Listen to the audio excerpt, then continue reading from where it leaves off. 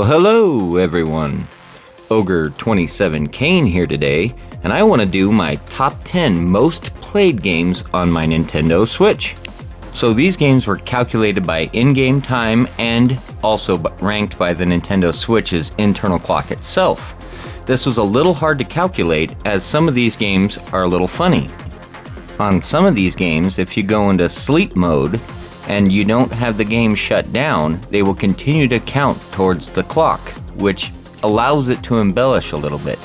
So it forced me to dig a little bit, but this list was still pretty fun to put together, and I hope there's some pretty exciting and fun games on here for you to try out too. So let's get started with our first one up, number 10, Dead Cells.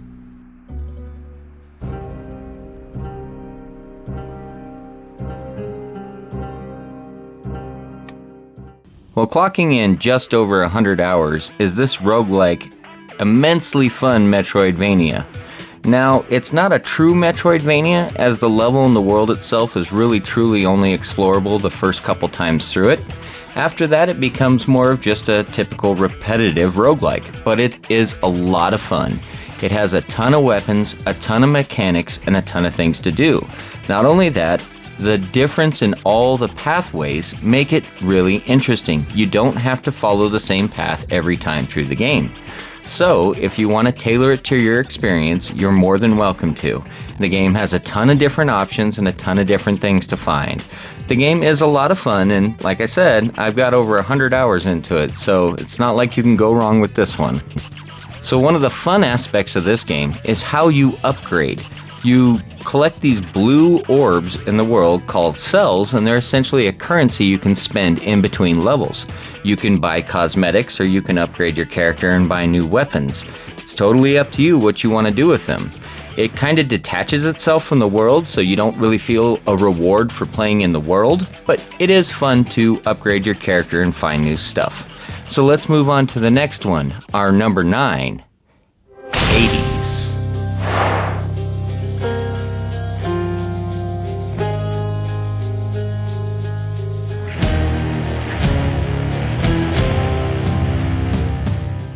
Well, clocking in at over 130 hours, we have another roguelike with Hades.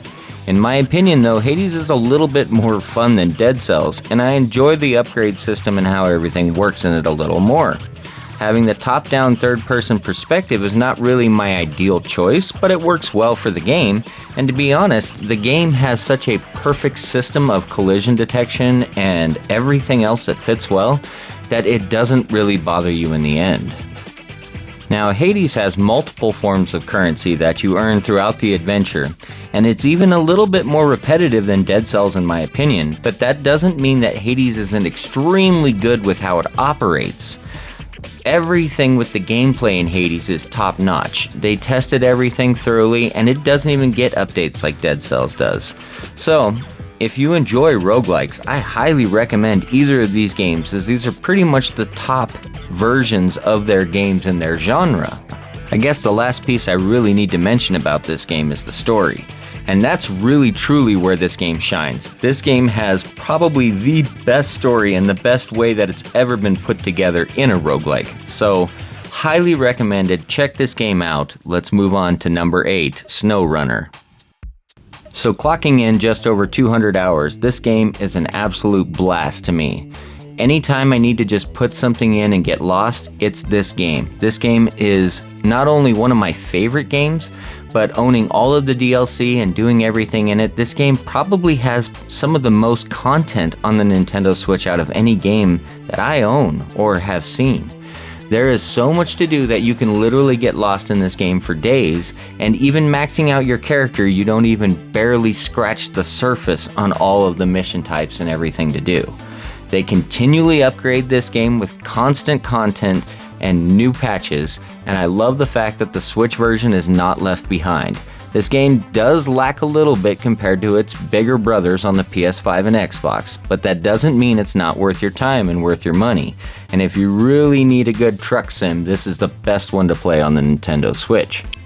One thing I do have to mention is that this game does require an SD card if you want any of the updates or any of the other stuff. because when it's all said and done, you're probably going to rack up a good 16 to 20 gigabytes in updates, plus the game itself.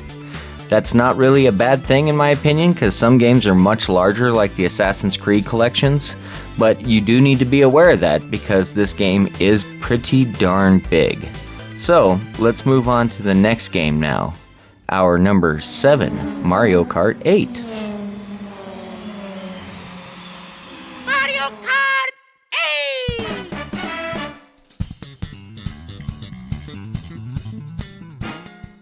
So clocking in well over 300 hours is Mario Kart 8, and this game is my family game. This game has literally every single hour clocked in multiplayer. All of the stuff we've unlocked, everything we've done, buying all of the DLC. This game has been a staple of my family's game nights for the last 7 years. This game has been a huge part of the reason that my family still plays video games together and enjoys them. I applaud Nintendo and everything they've done in trying to keep this game up to date, because it really has been kind of rough not getting a new version. But considering we've gotten almost an entire new game with all of the DLC, it's managed to keep it just fresh enough to keep my family interested for this long. I know this game gets a lot of hate because of its age, but in all honesty, this is the perfect party game. And as you can see in this frame right here, my family is fairly competitive and we all like to get first place. So if you need something to have a good game night with, I highly recommend this game, and aside from this, maybe Super Smash Bros. Or a handful of others can really compete for your time or your money on this one. So let's move on now to number 6, Dark Souls Remastered. Well, clocking in just over 330 hours, just barely beating out Mario Kart is my Dark Souls. And I had no idea I had put this much time into this game, but then I had realized I've already made 2 full characters and played through multiple New Game Pluses. The time stacks up in this game fairly quickly and you don't really realize it, especially when you realize how fun the world is. Every time I've played this game through, I've taken a different path, and I've found different things to find, trying new weapons. After playing through 1, 2, 3, and Bloodborne, I've come to the total conclusion that Dark Souls 1 is my favorite in the series, and it is 100% due to the world. The fact that the world is so interconnected and has so many fun little unique aspects to it, and the way that the game is built with so many ways to basically do whatever you want, the freedom in this game makes it pretty much an open world free roam game. It's hard to say that when you look at the structure on a piece of paper, but when you're playing the game and you have the freedom to do whatever you want and all the weapon choices and all the cool aspects to this game, it's hard not to get lost and realize how much fun you're having. I highly recommend this game, and I know I've shown this game off a few times. It was in my last video, but it definitely deserves its spot here. So let's move on to the next.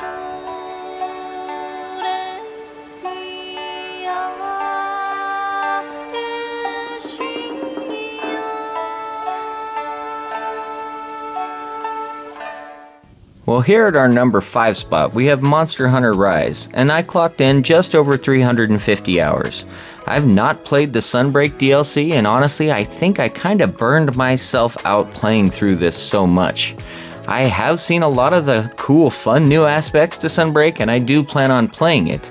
But I was a little disappointed to find out that the cartridge that you buy with the new update still requires you to download Sunbreak. It doesn't have it complete on there. So I was a little disappointed with this aspect. I always look at it as the ultimate version when it's complete. That being said though, this game is absolutely fun and it has some beautifully refined mechanics and world compared to all the other versions on any other Nintendo console. This game is a blast. The only downside for me in this entire game is the simple fact that I did not need to go online to do anything. I was able to pretty much beat this entire world on my own 100%. And that's a little disappointing to me. I like it when a game challenges me enough and forces me to actually go through and play it with others to beat things. This game was just a little too easy. Next up, Super Mario Odyssey!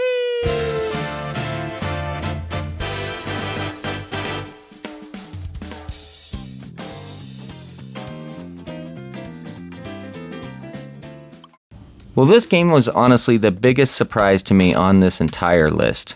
I did not realize that I had clocked almost 400 hours on this. Then, after realizing that my wife and both of my daughters have played this game through, and we've all clocked around 100 hours each just messing around and doing things in this world, blew my mind. But I absolutely love the fact that this is probably the most well-refined Mario, and it has everything you could possibly want in a Mario game, including secret worlds and fun and hidden new things. So with all of the content combined, and all of it being free content, none of this requires you to purchase anything. This game actually has an abundance to do. It is by far the biggest 3D Mario, and not by a little bit, but by a lot. And that's even with 3D World having the new Bowser's Fury expansion. I would still say this game is bigger. And once you enjoy this with other people, you find how many things you may have missed just by having a different way of playing the game. Now, for a Mario game to have this much creativity, it blows my mind, and I'm really excited to play Mario Bros. Wonder. I will get that game when I can afford it. So let's move on to number 3, Monster Hunter Generations Ultimate. Now, this game has around 500 hours on my Switch. But in all honesty, it's probably closer to the 800 or 900 hour mark because I did play this game for about 300 to 400 hours on my 3DS. I love the Monster Hunter series, having started out with Tri back on the Wii, playing through 3 Ultimate on my Wii U and my 3DS, and 4 Ultimate. I couldn't help myself. This game is basically a celebration of all of the old Monster Hunters put together, and they've added so much fun stuff to this game and so many monsters that you can't help yourself but enjoy it. I've had a lot of really good online interactions, and most of my favorite online friends I've met have come from this game. There is so much to do and so much fun stuff to find, and this game still retains a lot of the original charm and challenge of some of the earlier Monster Hunters. This game forced me to go online and interact with people. And when you take down a large or dangerous monster with a whole group of people, there's no different feeling of satisfaction than to enjoy it on a Monster Hunter game. I love this game through and through, and I can't speak highly enough about it. I don't know if this game had a large print run or not, but I highly recommend getting it before it's gone, because it will be gone shortly. So let's move on now to our number 2 spot.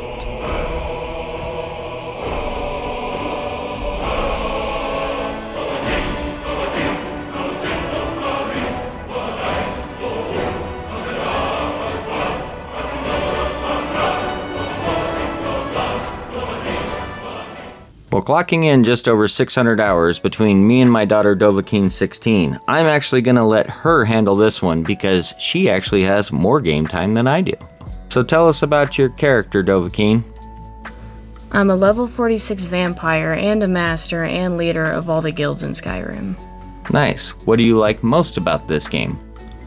I pretty much only enjoy the quest lines. The rest of the game is really fun. It's just pretty much only the quest lines that really intrigued me in the game. You seem to be a master of both the combat and the magic. Which did you enjoy more? Probably just the combat. I love magic, but the combat is just better. Well, I'll be honest, you used the magic a lot more than I did, so I'm kind of impressed. This kill right here was pretty funny, huh? Mm-hmm. I was surprised that's all it took to complete a quest line. So how many characters would you say you played through on this game? About 5 or so. I've played the game through quite a lot, but this one right here is definitely my one that's beat 100%. It's pretty impressive. Well, thank you, Dovahkiin 16. Let's move on now to number 1. So our number 1 spot, clocking in over 1,000 hours, is Zelda Breath of the Wild. And I have close to 500 hours myself, and my daughter Dovahkiin close to 500 hours herself. I did mostly all of the quest lines and enjoyed everything about the world, and my daughter caught a ton of horses, built a bunch of stables, and collected a ton of Korok seeds. Together we had an absolute blast about this. Dovahkiin 16, what was your favorite part? My favorite part was probably catching the incredibly hard horses to catch, like the giant horse and like the white horse. Catching those horses was incredibly fun. Catching those made me feel like really good because they're really hard to catch.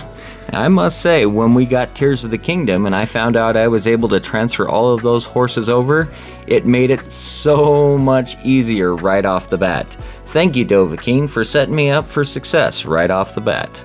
Anything else you want to say about this game? Nope, I'll see you later. Well, as for my part on this game was a fresh take on Zelda at the time, and I loved every aspect of it. Having played this game as much as I have almost kind of slowed down my experience in Tears of the Kingdom. I'll admit, because I played this game so much, there's not as much of a wow factor to Tears of the Kingdom as there was to me in this. It's not really a bad thing, but it does make me excited for the future of Zelda, and I'm hoping the next one impresses me and breaks out of the mold very much the way that Breath of the Wild did for us. Well, that's gonna do it for today's top 10 list, folks. I really hope you enjoyed it because it was a lot of fun to make. So, thank you for watching today's video. It was a blast to make. If you enjoyed this, please like and subscribe, and have a great rest of your day. This is Ogre27Kane, signing out.